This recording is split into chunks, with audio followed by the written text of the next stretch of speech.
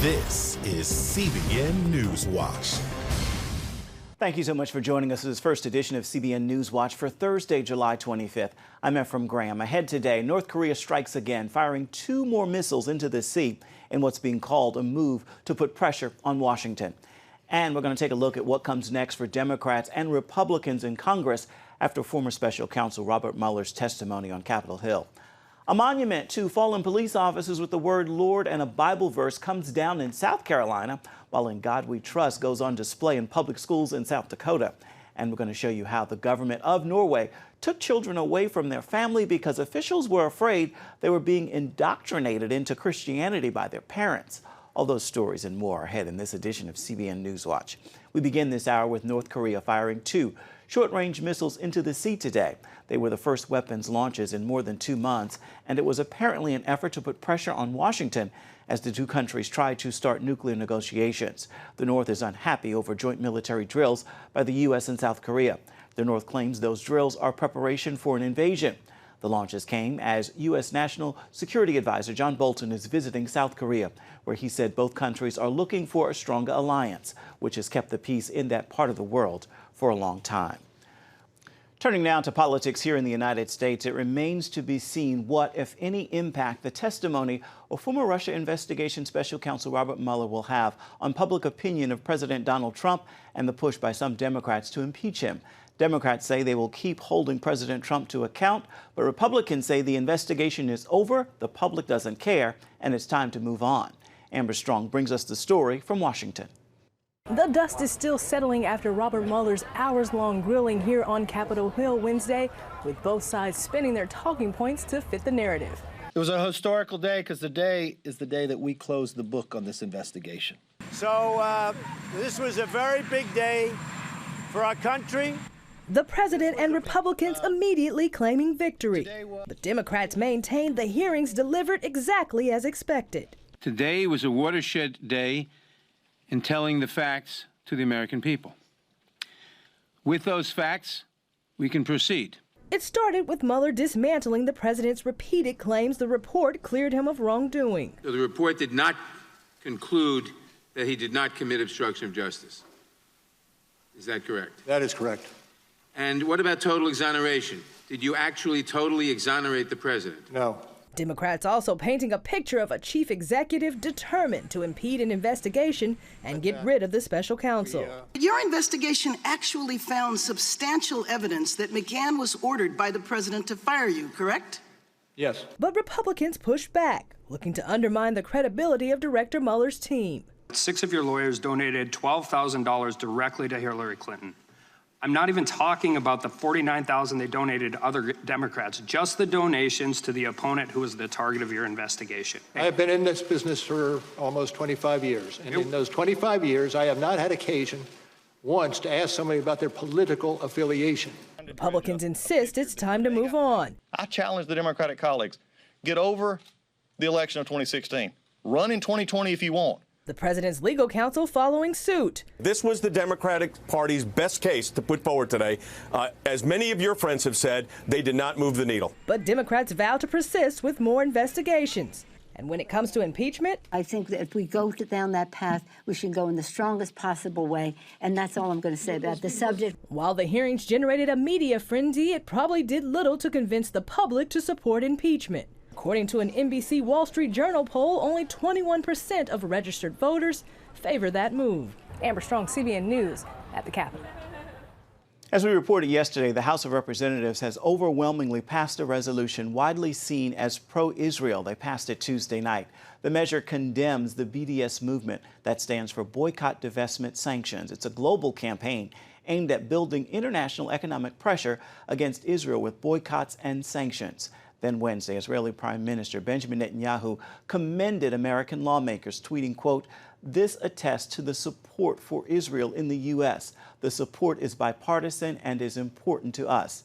Democrats were somewhat divided over the issue, but the resolution passed by a vote of 398 to 17. A memorial marker honoring fallen police officers in TK, South Carolina, recently stirred a major controversy because of biblical references. The stone was set up at a local police station on July 12th. It had a scriptural message on the back where the word Lord was used 3 times, and it had a Bible verse, Matthew 5:9. But offended city residents complained, and Tegakay city manager Charlie Funderburk told CBN News the word Lord and the Bible verse were removed. After the words were removed, Christian residents voiced their disapproval. Funderburk said because of the polarization, it was in everyone's best interest to remove that marker.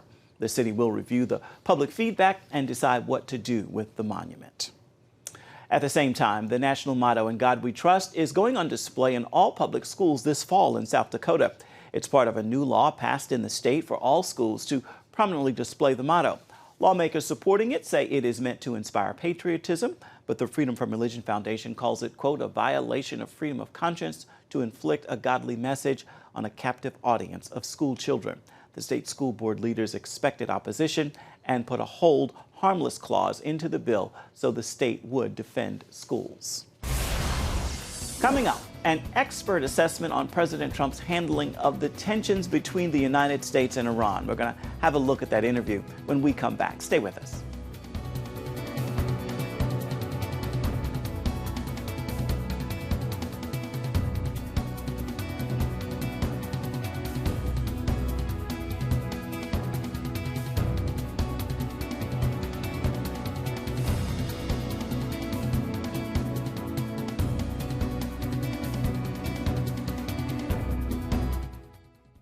People want to know, is there a plan and how do you find it? CBN presents The Plan.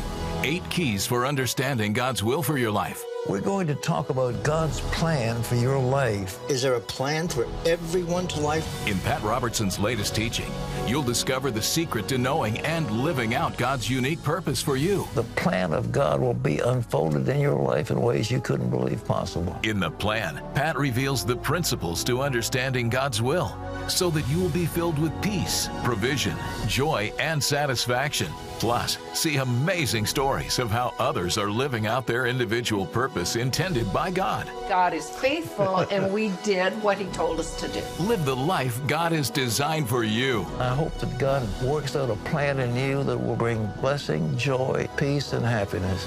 Get The Plan. Call 1-800-700-7000 or visit CBN.com. Remember for a moment what it was like to be a child. You believed every story you were told. You saw a world full of endless possibilities. What stories will the world's orphaned and at-risk children believe? We believe the Bible tells the only story truly worth believing. We believe that every child should have the opportunity to dream, the chance to take challenges and turn them into possibilities, the chance to stand on the promises of God, to recognize their place in the greatest story ever told. They have their whole lives ahead of them. Theirs is a world of endless possibilities. They are looking for a story to believe. We will tell them that story. Will you join us?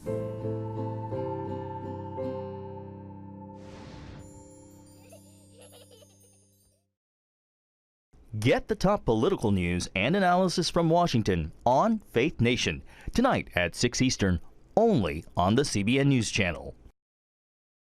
Check out the CBN News Daily Rundown podcast each weekday with me, Caitlin Burke. Click on the show tab at cbnnews.com where you can listen and subscribe. Iran may be trying to reduce tensions with Britain now that Boris Johnson has become the UK Prime Minister. Iranian President Hassan Rouhani says the Islamic Republic may be willing to release a UK flagged ship it seized in exchange for an Iranian oil tanker seized by the British Royal Navy earlier this month near Gibraltar. Meanwhile, relations between Iran and the United States remain tense after the regime accused the CIA of recruiting 17 Iranian spies. Appearing on this week's episode of The Global Lane, Sangri of the Near East Center for Strategic Engagement praised President Donald Trump's handling of Iran. I think the president's headed in the right direction. Patience is a virtue, which is what is needed currently even in this situation. At the end of the day, we have to negotiate a new agreement with Iran. Getting to that agreement can be in a peaceful fashion, or we would have to go to war in order to bring him to the table, because at the end of the day, this agreement is a priority over everything else we have to do within the region. Well, I know the Islamic Republic accused Americans of recruiting Iranians as spies by offering them U.S. visas and jobs. They say they've arrested 17 people, and some of them may be executed. Now, President Trump said Iran is lying. And here's what Secretary of State Mike Pompeo told Fox News. The Iranian regime has a long history of lying. They lied about where they shut down the American UAV. They've now lied in the last few days about where they took down this tanker. It's part of the nature of the Ayatollah to lie to the world. I would take with a significant grain of salt any Iranian assertion about actions that they've taken. He's the former CIA director, Mr. Sangare, so it seems like Pompeo gets it. He understands Iran. Does he or doesn't he? Is there anything you think he's missing here? I think we all understand Iran. We understand that Iran has been ascending in the region going back to 2003 when we initially entered Iraq. And frankly, the Sunni states are in disarray because of that internal infighting that's taking place within Islam itself as to who's going to be the lead for Islam over the next decade. I think that we have to understand that our main goal is to get to an agreement, and that agreement has to be viable as far as protecting Israel within the region and allowing us to be able to have access to the Iranian bazaars and markets if there's ever a regime change. And I think Great Britain is the only U.S. ally in Europe that has really spoken out forcefully against Iran, especially after they hijacked a UK-flagged oil tanker off the coast of Oman. So why do you think we're not hearing more tough talk and action from the Europeans? The Europeans have been brought into this discussion by the U.S. steps within the region.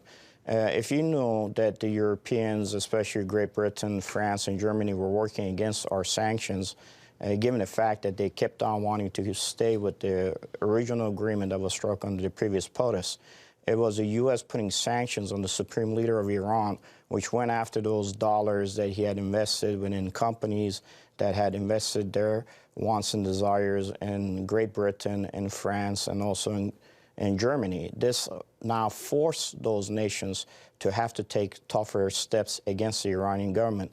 When the British took over the oil tanker, their main goal was to be able to be part of this coalition, lead, in order to support U.S. interests. However, we have to be very careful that England does not take the lead overall in negotiations when it comes to a new deal. England's involvement in this process currently has not brought the Europeans to the negotiation table in accordance to U.S. standards. Retired Lieutenant Colonel Sangari explains why President Donald Trump should not trust Boris Johnson and the British to take the lead in any possible future negotiations with Iran. That's on the Global Lane tonight at 9:30 Eastern. You can find it on the CBN News channel. Still ahead, we're going to take you to a beautiful European nation where critics warn families' rights are under assault from the government. We'll have that story right after this.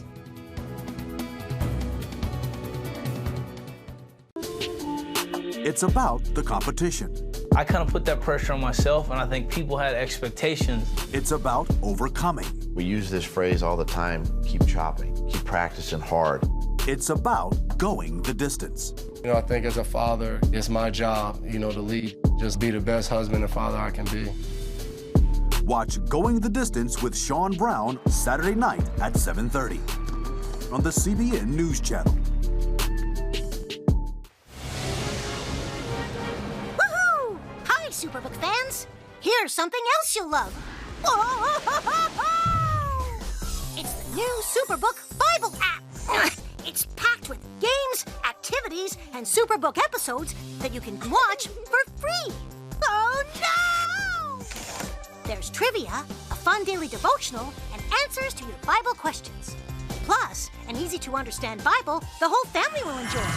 You can even create your own Superbook character. Ta-da! Whoa! Hillsborough Falls man, come... Sorry, pardon me. Sorry, excuse me. Ouch! Are you getting this? Earn super points to win daily prizes, too. And so much more! Time to get back to my adventures. See you soon! It's the new Superbook Bible app. Free downloads on iTunes, Google Play, and Amazon. How can you find God's plan for your life? CBN presents The Plan, 8 Keys to Understanding God's Will for Your Life. In Pat Robertson's latest teaching, you'll discover the steps to take in following God's plan, how to know for certain when God is leading you, how to get rid of spiritual blindness and see God work. God said, I've got a plan to give you a future and a hope. Get The Plan. Call 1-800-700-7000 or visit CBN.com. In Europe, critics have said for years that families have been under assault from government bureaucracies. But one nation leads the pack when it comes to violating parents' rights, as Dale Hurd now shows us. They say Norway's so-called child welfare agency is more about punishing parents than protecting children. One of the first things you notice about Norway when you visit is how beautiful it is.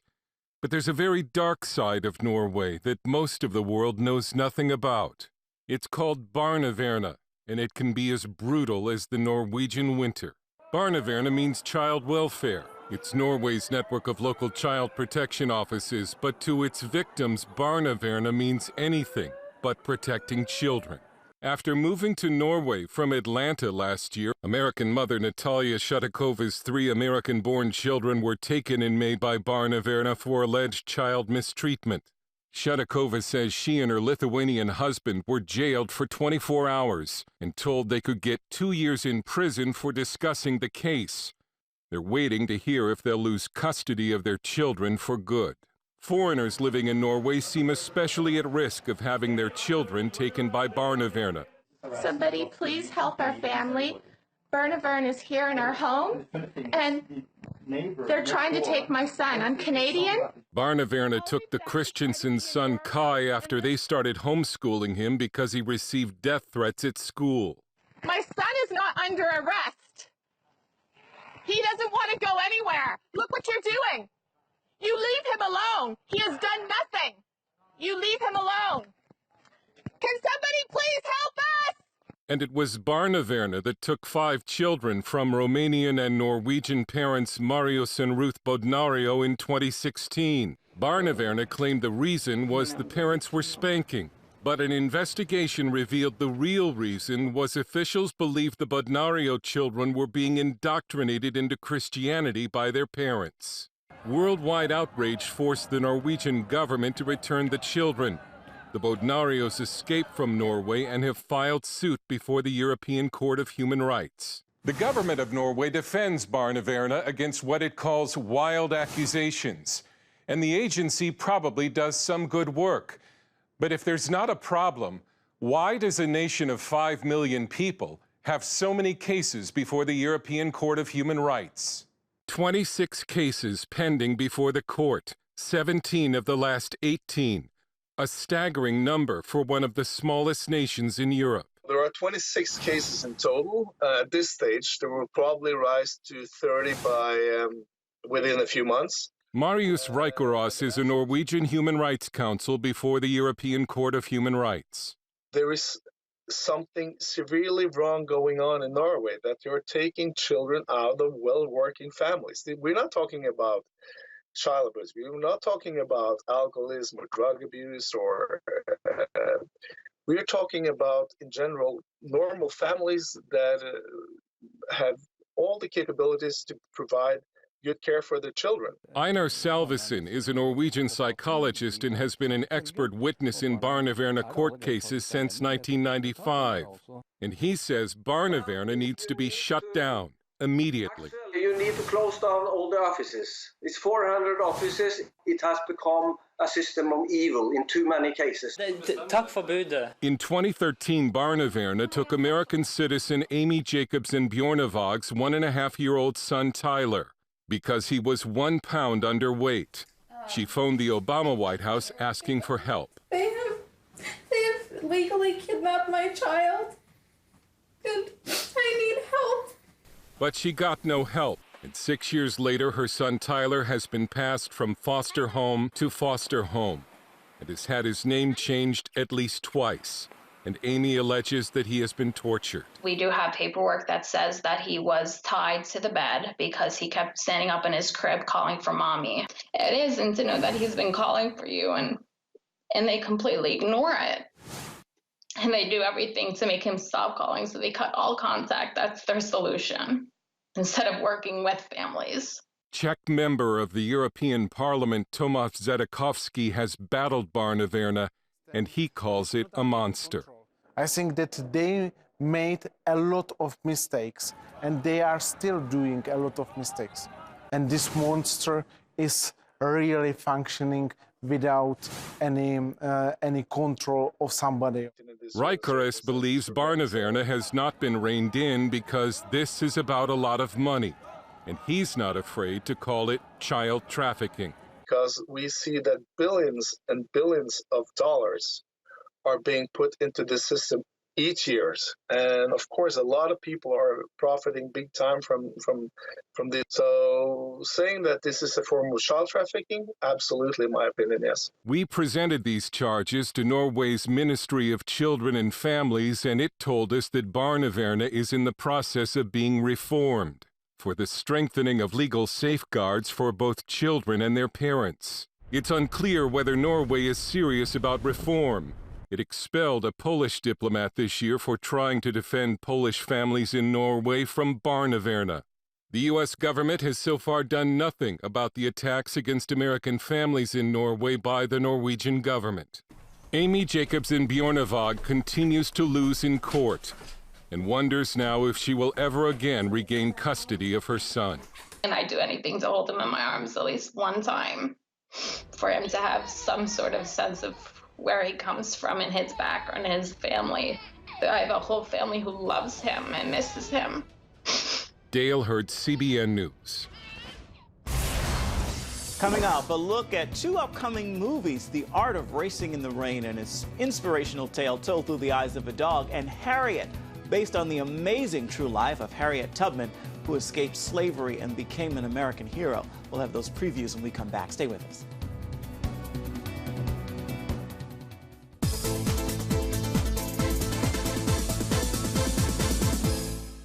As the world watches from the outside, it's a big diplomatic tug of war here in the Middle East. Go inside the story with Jerusalem Dateline. Israeli archaeologists are talking about a discovery that could change the thinking about the Temple Mount. Join CBN Jerusalem Bureau Chief Chris Mitchell and get the biblical perspective on the events shaping the world. What starts in Israel then ends up going to other places. Watch Jerusalem Dateline, Friday night at 9:30 on the CBN News Channel. Orphans Promise is committed to loving and serving at-risk children, to helping keep families together, and to creating opportunities for strong and sustainable communities around the world. We're working in over 60 countries around the world, and with your help, we can do even more. There's an old African proverb I love that says, if you want to run fast, run alone. But if you want to run far, run together. At Orphans Promise, we want to run far so we can touch the lives of as many orphaned and vulnerable children as possible. But we don't want to go alone. We're out to change the world, one child, one family, one community at a time. Will you join us?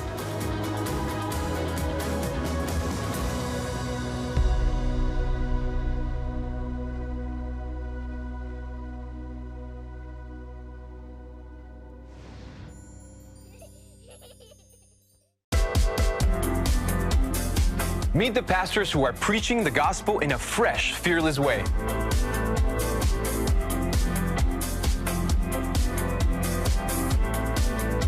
I'm Roberto Torres-Cedillo. Join me each week for Next Gen Voices.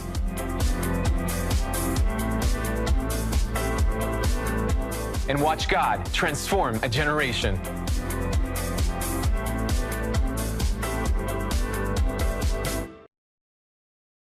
When I came to Regent University, it's like the world opened up. I felt like I needed to advance my career and go back to school. Regent was a perfect fit for me. The Regent professors are world class. You are equipped. The focus of the faculty is on each individual student, whether it's online or in person. You become a part of Regent's family. You carry with you not just the content and the knowledge, but the confidence to understand that we can be significant in the world.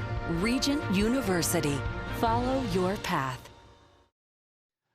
A best-selling book becomes a big screen movie. We've got an exclusive preview of The Art of Racing in the Rain. It's a heartfelt, inspirational tale told through the eyes of a dog.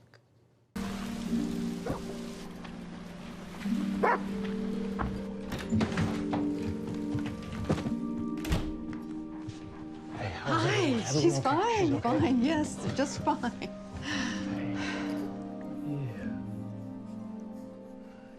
She's been waiting for her daddy. I should have been here. Honey, she's a day old. No, but still. You're here now. That dog's name, by the way, is Enzo, and his character is voiced by Kevin Costner. The film hits theaters August 9th. Be sure to catch Studio 5 for a more extensive look behind the scenes of the film. And we've got another movie preview to share, Harriet. It's an extraordinary tale of Harriet Tubman's escape from slavery and transformation into an American hero. There's not much time. You got to be miles away from here before dawn. Where is she? Follow that North Star. If there are no stars, just follow the river. Listen for them. Fear is your enemy. Whoa, easy now. I'm gonna be free or die. I don't know if you know how extraordinary this is, but you have made it 100 miles to freedom all by yourself. Would you like to pick a new name to mark your freedom? Harriet Tubman, you are welcome here anytime. If I'm free, my family should be too. I made up my mind, I'm going back. You're confident, composed. When trouble comes, you'll be ready. Papers. Says here you're 5.5 feet tall. You ain't more than 5 feet.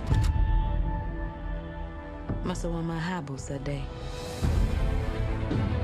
Why you back here? It ain't safe. I come to get you. Bring all of you to freedom. Do you know what would happen if you got caught? You got lucky, Harriet.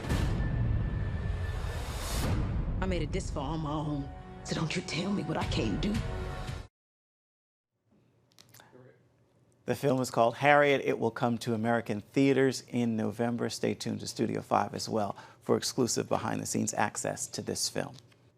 Time now for your Thursday Thankful, and today I leave you with this prayer of gratitude. God, I thank you for your word. It is indeed a lamp unto my feet and a light to my path. With that prayer, I encourage you to make today a thankful Thursday. Keep your mind fixed on things above, and that will make it easier to walk in thankfulness. That will do it for this first edition of CBN NewsWatch. Remember, you can always get more on the issues you care most about at cbnnews.com. You can also watch CBN News programs throughout the day on the CBN News channel. We would love to know what you think about the stories you've seen here today. You can email us, newswatch@cbn.com. And of course, you can always reach out and touch us on Facebook, Twitter, and Instagram. Hope you'll join us again right here next time. Make it a thankful Thursday. We'll see you right back here come tomorrow. Goodbye. God bless.